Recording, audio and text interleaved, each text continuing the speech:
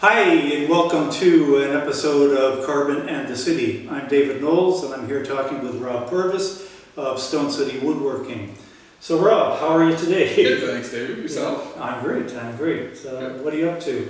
Oh, we were just finishing up the week, busy week. Got some furniture on the go and then some resin art pieces as well. Resident art pieces? What do you mean art pieces? So we make wooden carvings and then we fill them with epoxy resin. Oh, right. Yeah. I see that on your Instagram. Yeah. You've got quite a following on Instagram. What are you up to, about 10,000 by now? Or? Yeah, the last I checked it was above 10, I think 10,700. 10,700. If you're not familiar with Instagram and with Rob's work on Rob's skills on Instagram, you should check it out. He's got a heck of a following, and it's all about his adventures in woodworking. And it comes right down to every man's dream of what a woodshop should be. Rob's got all the toys. So anyway, I see all this great wood. Well, how do you go about getting all this great wood?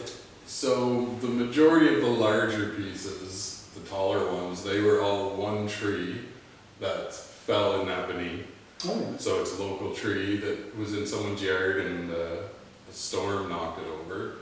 And a friend of mine went in and cut it up with his chainsaw and Alaskan sawmill. And all right, yeah. so we worked out a deal where I took the slabs and saved it from going to the wood chipper or wood landfill or what have you. I mean, it's great wood and makes beautiful furniture. And then the smaller slabs I get from other lumber yards around Ontario. Yeah, and that chainsaw, that's that chainsaw on rails, right? Yeah.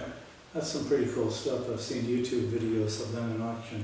Yeah. So, and this is this is all oak and ash, and the big ones are a walnut. Yeah. And there's a lot of walnut in here. The darker ones are all walnut. We do have a couple of slabs of maple and a couple of ash at the moment, and some cherry. Yeah, and a lot of sequestered carbon. Did you know that? Well, I was going to ask you. You've got something called a moisture meter. Yes. And how does that work? It tells you the moisture content of the wood? Yeah. So it tells me the moisture content of the wood. To build furniture, you don't want anything above 10% moisture content. Yeah. So we check each slab and we wait until they're dry enough to use so that they don't warp or twist or crack. And that's usually 10% and below. So a couple of the big ones here are almost ready to go. They're at about 13%, and then the thicker slabs behind you, they're still a little high, up around 15, 16. So what is it? Something like that? It's like a laser kind of thing that you pointed at the wood in it. The one I have has a pad on the back. Yeah. So you just literally run it along. It's almost like a stud finder.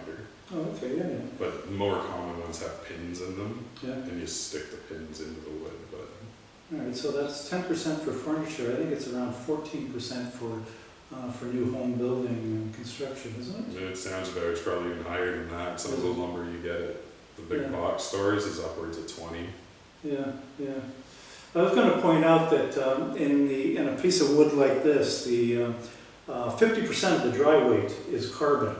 So what you're doing is by making furniture out of this wood, instead of burning it or instead of letting it rot in nature, what you're doing is actually locking up that carbon for all eternity, sort of thing, or at least until the furniture breaks down at some point in the future.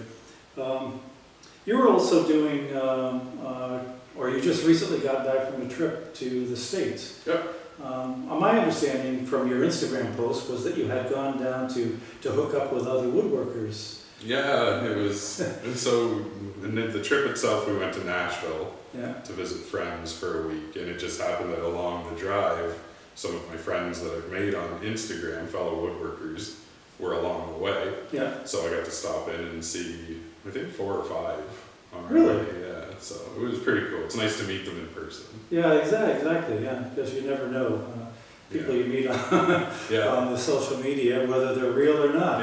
No, it was cool. It was really neat. So. Right. Okay, what else is going on?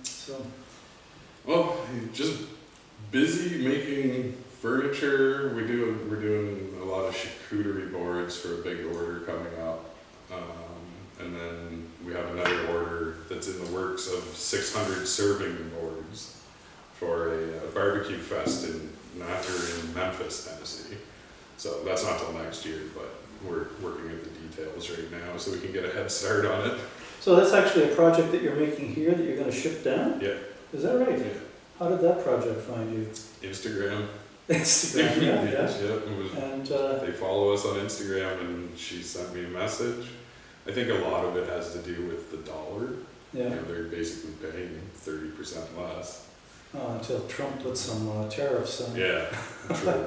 So we'll see. As of right now, like I said, it's just sort of in the works. Yeah. But we also have some more local projects going on. We have a few CNC projects where we're making new signage for some local businesses. And Okay.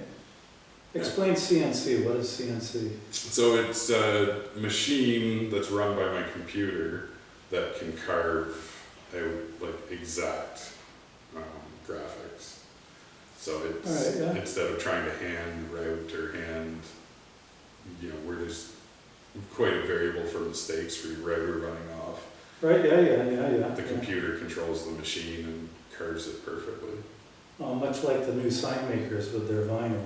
Yeah. Making vinyl, yeah. Yeah. Do you have to, in order to do somebody's logo, do you need an EPS file, or can you just work from a JPEG or a GIF? Depends on the size. It's always best to have an EPS, Yeah. but I can use JPEG if I have to. I need to convert it from whatever file I get Yeah. to an SVG file anyway, and then Okay. so that the CNC machine can recognize it. Yeah, because this sign here, I had it done on or I had one of the local sign guys cut it out for me, and I guess it surprised him that it wasn't an EPS file, and he had to spend some time doing it.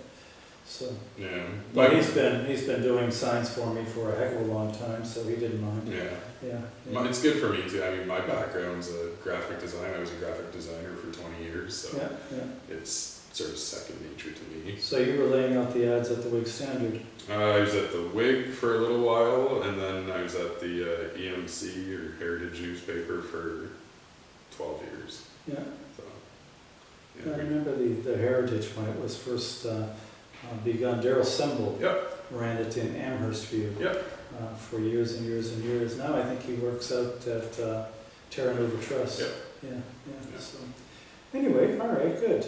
All right, so again, Carbon in the City, we're all about trying to make carbon considerations part of everyday life, and this is just yet another episode.